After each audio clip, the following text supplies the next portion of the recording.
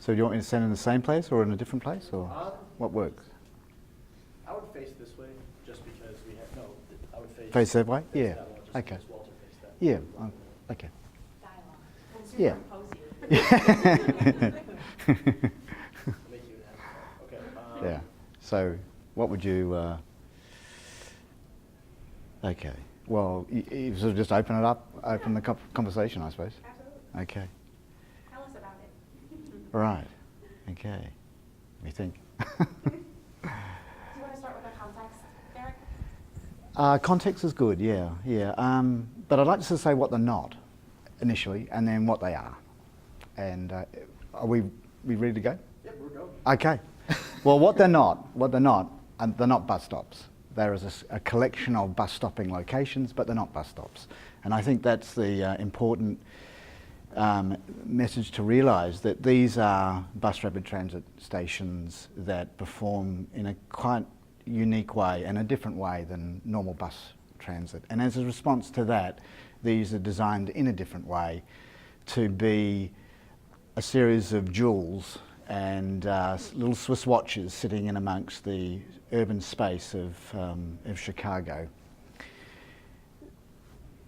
It is what this is and what it tries to represent is a typology for recognising bus rapid transit stations and bus rapid transit in the city to offer and provide a much higher level of service than otherwise would be provided. So it is the perception that they are recognisable landmarks in the city, and it's quite difficult to develop a typology that can sit in many different urban spaces in different locations, and acknowledge what's around it in a elegant and somewhat polite way, but a robust way. These aren't soft stations, they have edges, just as Chicago urban space has edges. And they're chiselled, but the beauty comes from within.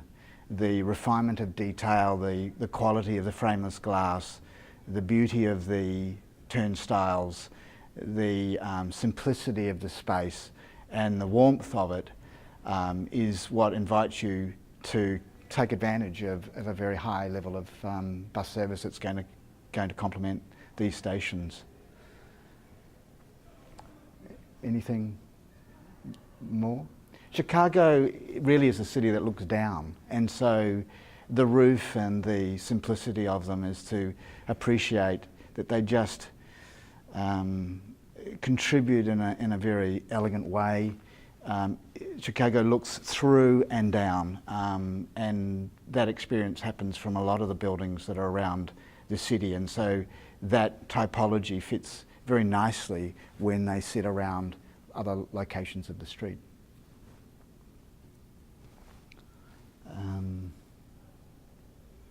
One of the important features that that Walter was speaking about is functionality and operations, and they do have that embedded into them. The intent is to actually cover the passenger when they're boarding and alighting the bus. That's an important part of improving the experience of the service. Many systems don't do that. Many systems just create a very blunt edge to your boarding and alighting from the vehicle. These, their intent is to provide all-weather access throughout all times of the year, and I think that will encourage and people to ride the service more than being left wet and uncomfortable. There are other things you'd like to know? I know you had, may I ask, I know you had your selection of sites, and Daley Plaza was one of the potential sites, right? What drove you towards Daley Plaza?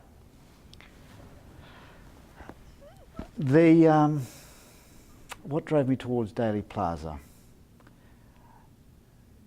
When I went to Daley Plaza, well, a couple of things. I think the relationship of the station relative to the street in its context is actually beneficial in that they become not engaging in the sidewalk. they actually are differentiated from the sidewalk by the cycleway, and by doing that they become objects within the space of the street, and then one can actually detail them and use them to enrich this particular plaza location. Daly Plaza, unless it's got lots of events held in it, is largely pretty sterile and uninviting, really. And what these stations do is they start to activate the streets with activity and enrich it with a service and life of people in transit. Does that answer that? I would open it up. I mean, if anyone has any questions about the design, I think that's a great summation. Anything you're curious?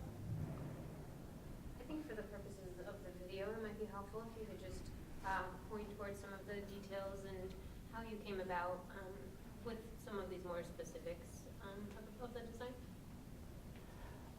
Yeah, talk about the black roof. Remember we had this conversation, I said that really jumps out at me. And, Yeah, and okay. some of the design details and why, you thought about it the way you did. Yeah. Yeah. And maybe show the covering of the bus, 'cause it's not that, that... Isn't it? Well, it kind of is. but- Okay, it's sort of, this zone through here is above the bus.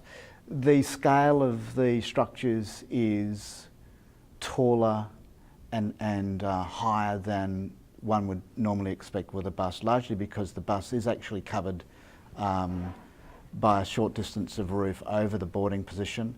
This enables the structure to be quite long and quite tall and elegant, and so the thinking here was that there is already a palette of beautiful colours and beautiful materials that exist in Chicago. So let's not go and look for that elsewhere. Let's borrow from what's already here. And my first thought was that to fit into the landscape, to be thin, to be light, to be somewhat transparent, black, glassy, polished silver, architecture was the thought. Perhaps it could be dark grey, but there's a pre-existing palette that I think we can certainly use. Warm tones and warm colours, it's perhaps the treatments of the floor finishes and the entry spaces, even a thought of using warm timber for the ceiling. So the life is actually inside these very lineal structures. You mentioned about the air circulation, I thought was interesting also. Yes.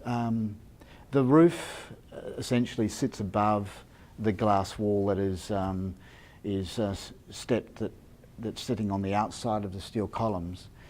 Because these are largely enclosed facilities, and even in the warmth of summer, it's very important that we do get air through the stations, and how the stations can change their internal temperature. So this band of louvers or screens enable the air to be transferred through the structure, and they can be opened and closed in winter or in summer.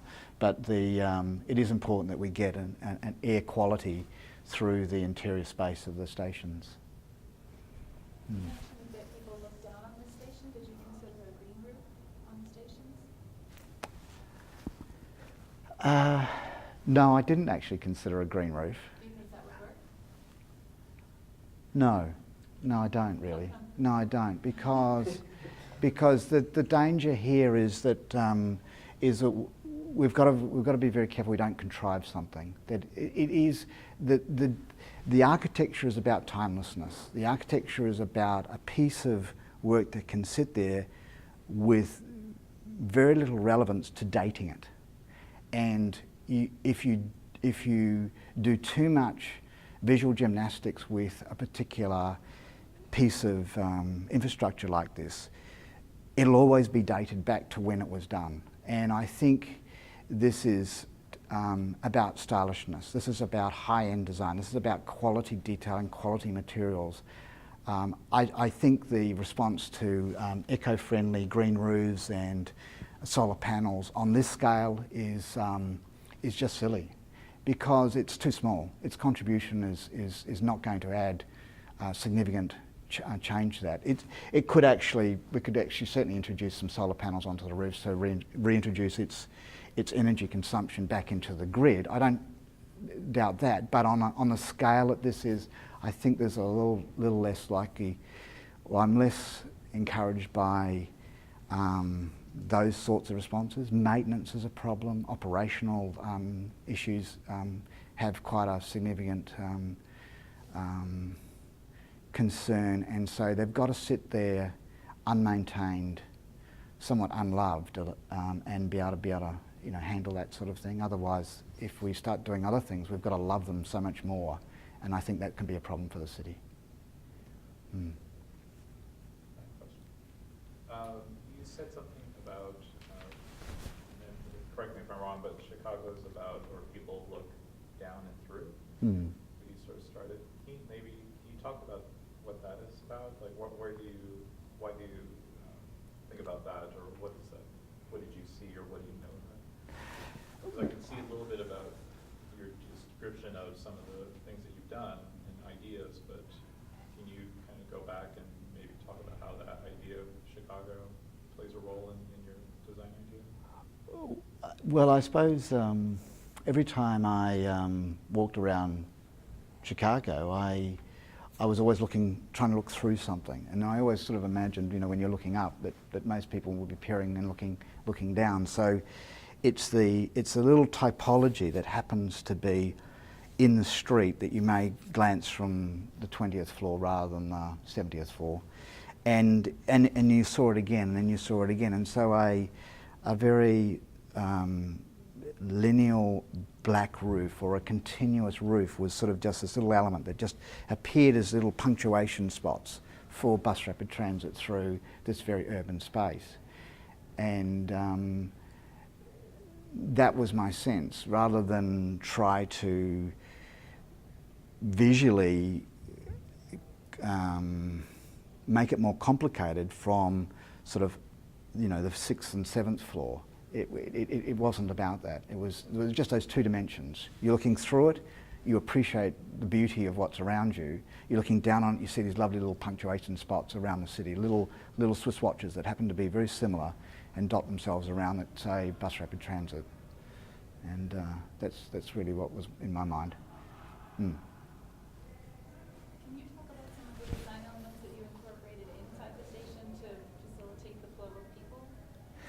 Yeah, the way the efficient boarding of people largely is because this is running off uses an operational lead stop position, so the buses platoon in one after the other in fairly close proximity.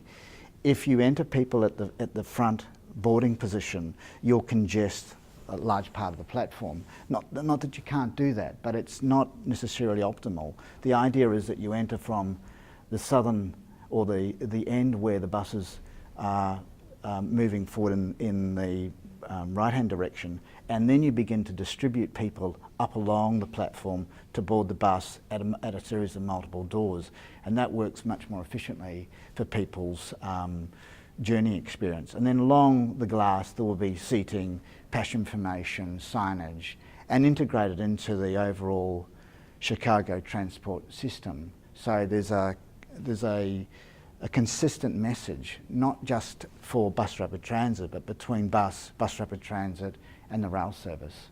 And that system perception is actually important, because largely the public transport user is about service. They don't want the differentiation between service providers, they want seamlessness. And by integrating the operator's signage or the owner's signage into this and complementing it in other parts, then it reinforces that the network is managed well, and you build confidence and reliability and those sorts of values into the station design. There's a series of turnstiles through which people would enter, but prior to going into that space there's an add value vending machine to suggest that people can recharge their card. These would be unstaffed stations, so it takes a particular design approach to ensure that these aren't bomb-proof, but they are sensitive to that sort of value, that people can't destroy them. But if we design them with such robustness, people won't love these. And I've been working with that to suggest that we're not about we're trying to develop a sensitivity with these elements that people appreciate, but they don't destroy. Yeah. I have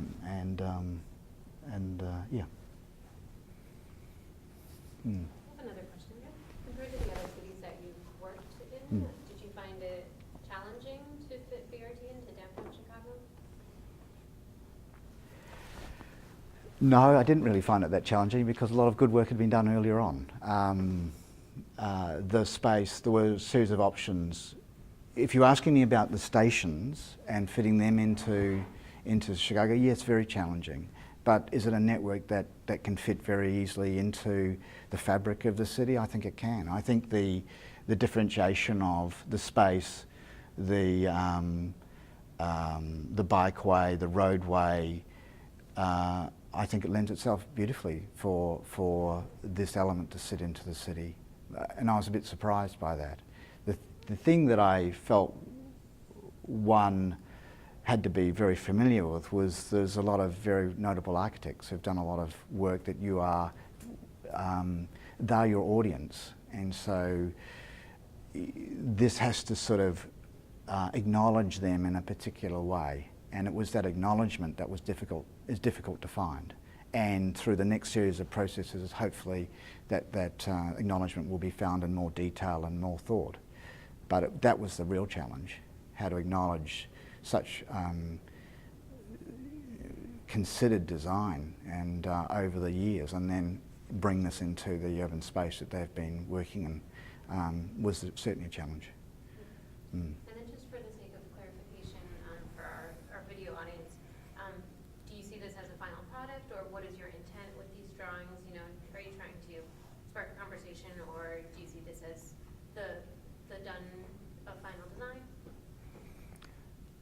I don't, no, I see this as a process. I see that it is to open up some further dialogue about the positive contribution BRT can make to the city and and the positive contribution the station design can make to the city. This is a first conceptual view of the very fundamentals of operating BRT. I think there'll be other questions asked and other things which will be specific to Chicago that need to be asked over a process. So I don't see this as an end solution. I see it as a concept with the right seeds to grow, but certainly not as the end outcome at this stage, no. One more question. Just going back on this idea of this place in this urban environment, have you thought about what this would do, if it would change at all as you start to go further out away from the tall urban space to the more spread? It's still in Chicago, but the stations that would inhabit the neighborhood scale, where you have 2, 3, 4-story sort of buildings, would it change at all, or have you thought about that, or is this meant for, like you were saying, this idea of looking down through? That's a really interesting question, and I have to suggest to you I haven't, because I wasn't specifically asked to engage in a regional typology. That's very, very difficult. Inner city typology is one response. Whether you can take that to a regional topology, I'm not convinced you can. You may be able to take and borrow certain parts of the language to that, but I think the context changes quite significantly, and so you'd need to think that through fairly carefully. I just want to make a comment that I like the human scale, that it could easily look like a gas station where people just drive up or out, or I'm thinking of, like, there are some hubs like by Midway Airport or out on the northwest side where it's just like this concrete throughway that's really unappealing, and you just, like, you look at it and you just smell the gas coming in your face, and this totally does not have that feel at all. It does look approachable and human scale and like a place that you would like to go, and that you're not going to just be consumed by buses all around you. Thank you. Did we catch that on film and camera? I really appreciate that. That's really nice. I don't know how to. I can't answer that, but it's a nice thing to say. Did you visit So, any of those bus hubs that are around while you're yeah, there? yeah.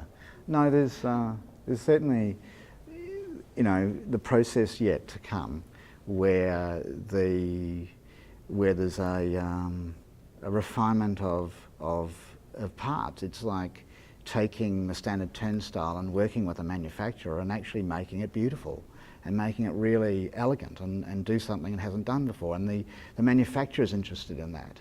So he's taking his product further as you engage with him design. And this is a kit of parts. This is a series of parts, and it's how beautiful you want them to be, how much time you've got to make them beautiful. And I think the city does value that. And if it affords the right amount of time, it can use locally manufactured things and make them very beautiful and benchmark them for other, for other things. They've been doing that in China, and they've done some really clever stuff. It's not particularly elegant, but it's not bad. I'm not saying it's terrible, but it performs well. And to take those manufacturers onto another journey through this type of project enhances their product to transit. And I think that's where this project could really go. One of the things we could really use the help of the architects is that the city is tempted to say, oh, this station is going to cost $5 million. Let's build one. And, they need 5 or 6 on the circulator route. And it really matters that they build them all in a nice way, like this. And it's going to destroy the language of the whole system if they only build 1 or 2. They're probably spending hundreds of millions of dollars to fix certain elements of the rail system here. Detroit has raised $40–50 million of private money to try to build this M1 rail line. You're talking about in this case, maybe a $30 to $50 million investment that could make the city of Chicago downtown much nicer, or they could build something kind of crappy and it could actually hurt the city. So the quality of the architecture in the station is absolutely critical to the future of the city. They'd be absolutely penny wise and pound foolish not to really put a lot of energy and money and thought into it. And I think that was the real message we were hoping that Derek would bring. Yeah. But we could really use your... Yeah. Absolutely. If you're talking about 3 specialized gates, that's different from talking about 30. Right. Yeah. There's this little local station precinct that creates leverage in terms of urban design and urban art and a whole range of things. And this is what the scale of the structure sitting in that little zone there does to address some of the opportunities and the issues that people would like to enrich or not enrich the street. And I think that's the thing that BRT or bus rapid transit, busway is a probably slightly warmer term, it can bring to these sort of environments, rather than sort of see it as a delineation between transport and building activity. It can actually ingratiate itself very nicely into the space, activate it with quality design, quality thinking, bring other opportunities to other people. And I think that's a pretty cool thing. So. Thank you. That's all right. Fantastic. That's all right. Thank you. Thank you. No, thanks. Thank you. Thank We'll you. get